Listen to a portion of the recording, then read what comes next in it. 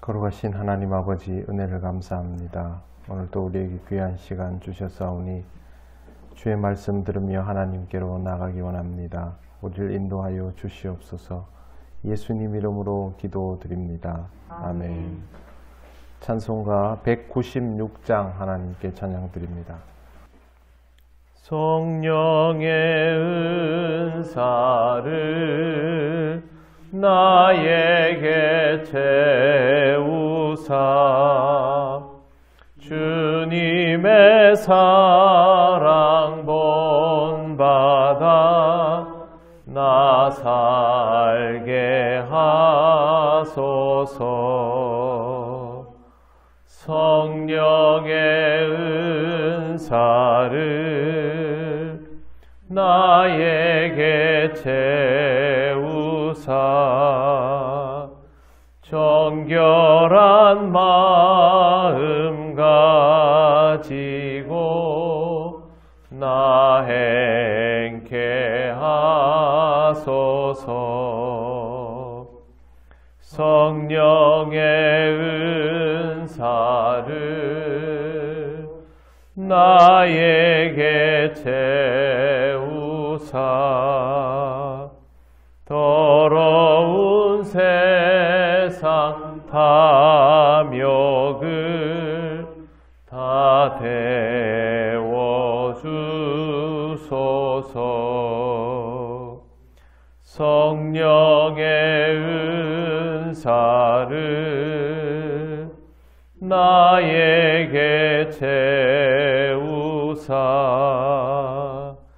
영원한 주님 나라에 나 살게 하소서. 아멘. 하나님 말씀 로마서 1장 22절 23절입니다. 다 같이 봉독하겠습니다.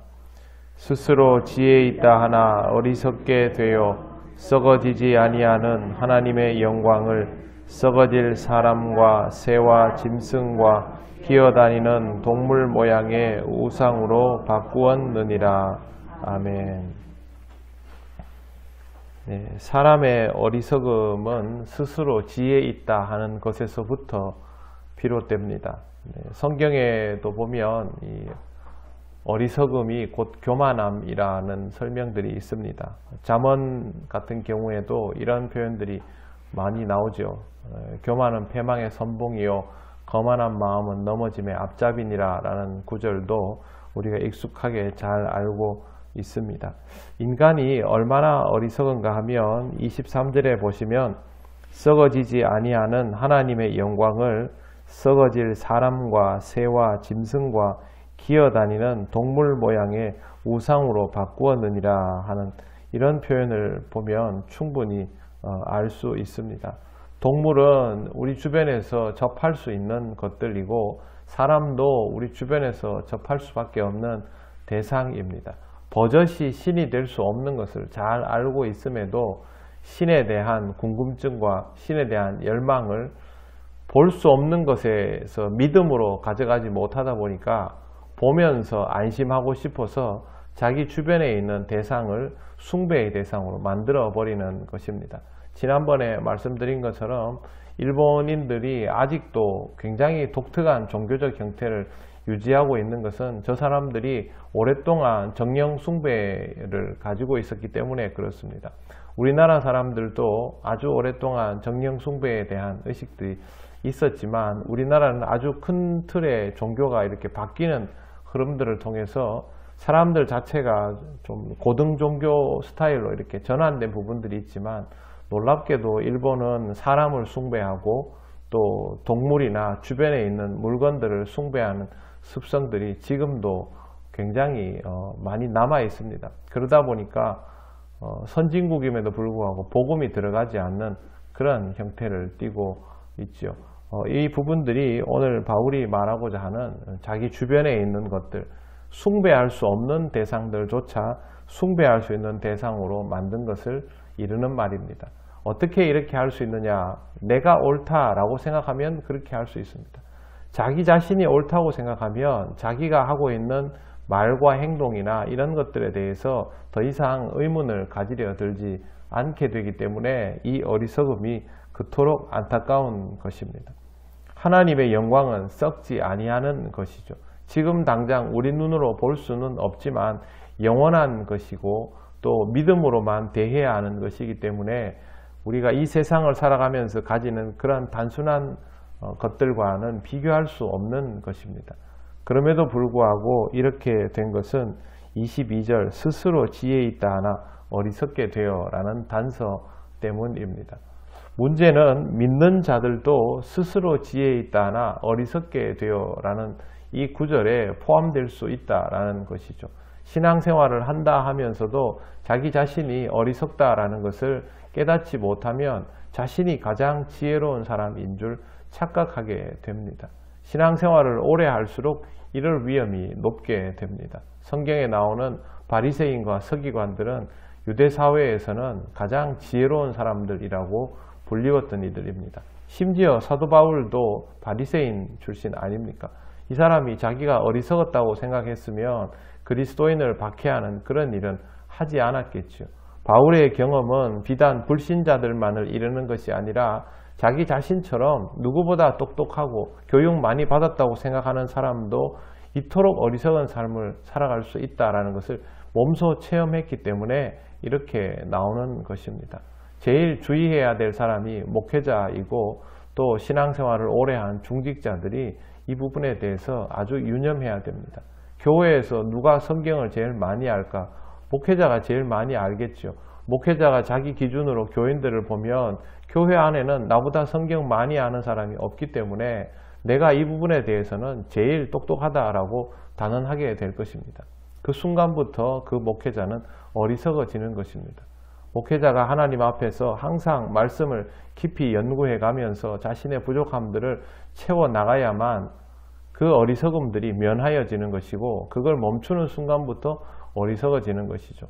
교인들도 마찬가지입니다. 신앙생활이 깊어져 갈수록 말씀의 깊이를 더해 가야만 여러분들이 교회에서 내리는 판단과 행동들이 하나님의 말씀에 의거한 것이 될 수 있지, 교회 생활이 너무 익숙해지다 보니 특별히 신앙적인 견해가 깊지 않더라도 익숙하니까 잘할 수 있다라고 생각하기 시작하면 목회자가 교회 생활이 익숙해질수록 말씀 읽는 것을 게을리하듯이 교인들도 똑같이 그렇게 될 수 있습니다. 그러면 불신자들만 스스로 어리석다 하는 것이 아니죠. 교인들도 스스로 어리석다 하게 되는 것입니다. 우리 그리스도인들은 스스로 어리석어지는 것을 아주 경계해야 합니다. 잠언 말씀도 사실은 내용들이 전부 스스로 어리석어짐을 경계하는 내용들 아닙니까? 여러분 스스로 많이 부족하다라는 생각을 꼭 하시기를 바랍니다. 저도 항상 그 마음을 잃지 않기 위해서 늘 성경을 보면서 이해하지 못하는 부분들을 공부하면서 그렇게 살아가고 있습니다.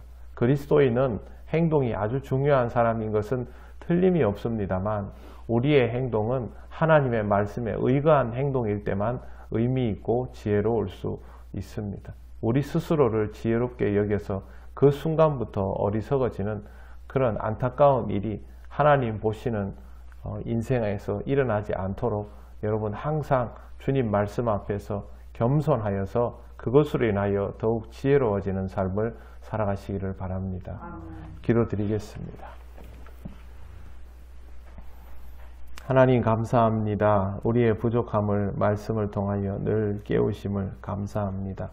세상의 온갖 것들을 숭배하면서도 그것이 얼마나 어리석고 미련한 짓임을 깨닫지 못하는 그들과 같이 우리 모습이 우리 자신을 숭배하며 하나님 말씀의 존귀함을 깨닫지 못하는 어리석음에 빠지지 않도록 주님 우리가 늘 깨어있게 하시옵소서.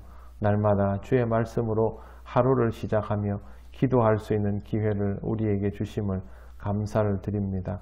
늘 하나님 말씀 앞에서 조명받는 우리들 되게 하여 주시옵소서.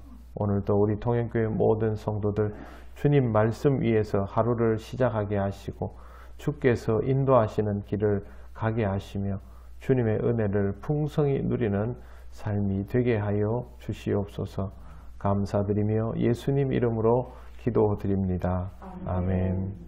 하늘에 계신 우리 아버지, 아버지의 이름을 거룩하게 하시며 아버지의 나라가 오게 하시며 아버지의 뜻이 하늘에서와 같이 땅에서도 이루어지게 하소서.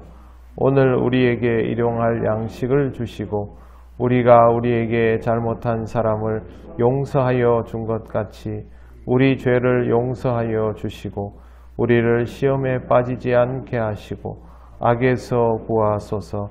나라와 권능과 영광이 영원히 아버지의 것입니다. 아멘.